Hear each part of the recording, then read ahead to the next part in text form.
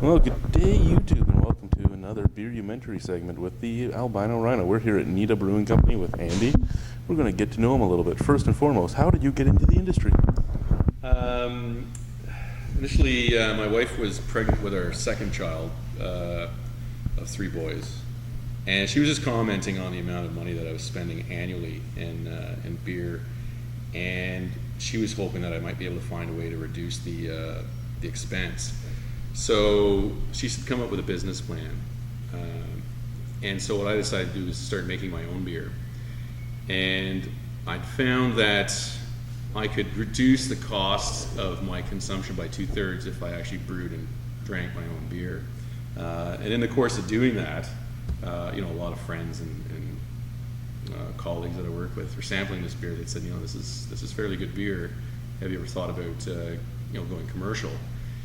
And I said yes.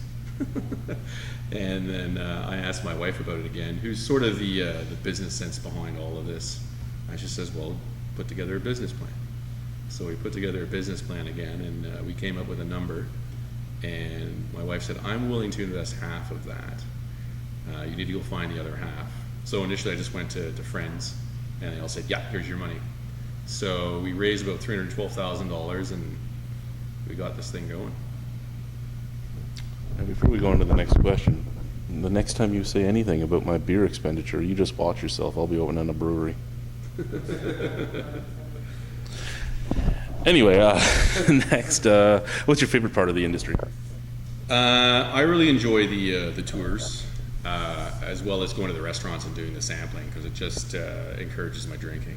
So I love the whole drinking part of it. I like the fact now that I can pretty much drink for nearly nothing. And if I want a particular beer, I can just essentially design what I want to drink, make it, and hopefully it sells so that I can continue making it so I can drink it at no cost. I hope that's what other brewers say, because I think the only reason you open a brewery is so you can drink all the time. Your least favorite part of the industry? The cleaning, but I hired Adrian for that, so I do a lot of rock star brewing. I kind of come in, make the beer, and then let other people clean up my mess. But occasionally when people take holidays, I gotta clean too, so I don't enjoy the cleaning. Favorite style? Stout. I like my beers dark. That's why I still have stout here in the middle of summer. There are stout kegs on reserve just in the cooler for me so that I can keep it going until we rebatch it again in October. And that's also why we have Luda. I think Luda will be a year-round beer for us, which is also a dark IPA. I prefer the dark beers all year round. I don't think it should be a seasonal thing, but it tends to be in terms of restaurant demand. But I keep it here for me, so I like the dark beers. If we lived here, that would be on my kegerator all the time. That right there. Okay. Least favorite beer style? I'm not a big fan of Belgian beers. Second time I've heard that today. I'm not a big fan. So. 3 beers for the rest of your life. 1 from you, 1 from another craft brewery, 1 from a macro. Okay, so my Perfectum, which is our stout, would be ours. I really like the Woodchuck Black from Kitchissippi. That is super delicious. And a micro. Macro. Oh, a macro, a big guy. Big guy.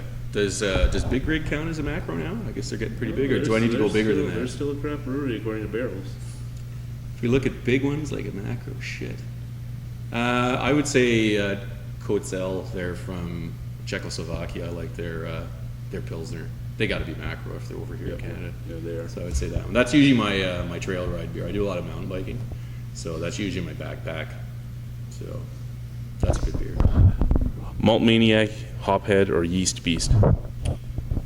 I like to spend more time screwing around with the yeast. I'd say I'm a yeast beast. I like the science and behind that. So I spend more time worrying about yeast than any other ingredient. Weirdest ingredient you've ever used to brew with?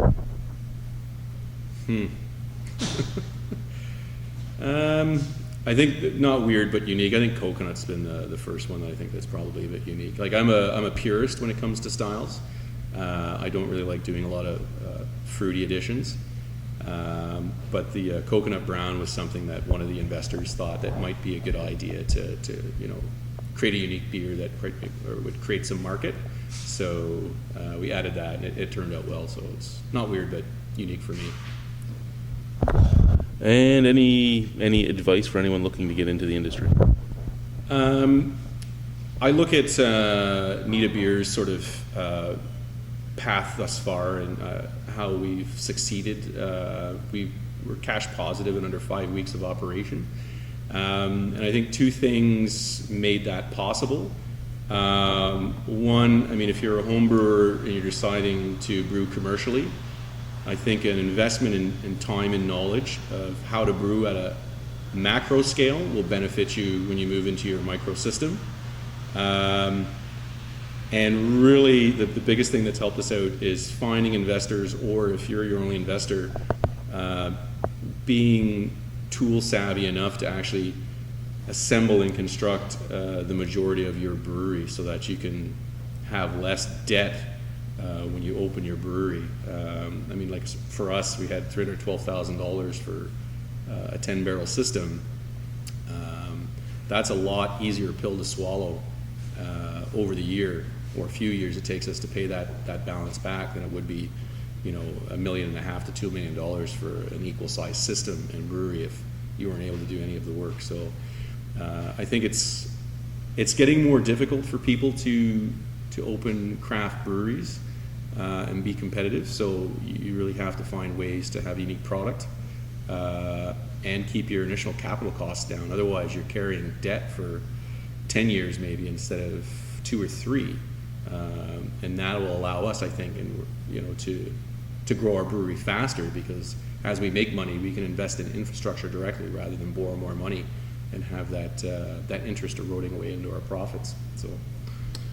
And lastly, if you weren't doing this, what would you be doing? Well, I'm a professor at Algonquin College, so I'd probably be doing that. I'm also an electrical contractor, so I also have that. If I wasn't doing the brewing, which is super cool, I'd probably be teaching, which is awesome in itself, and contracting still, so, and drinking lots and tearing other ligaments on the mountain bike, I suppose. Well, thank you very much. It was a pleasure, Chad. Thanks for having us.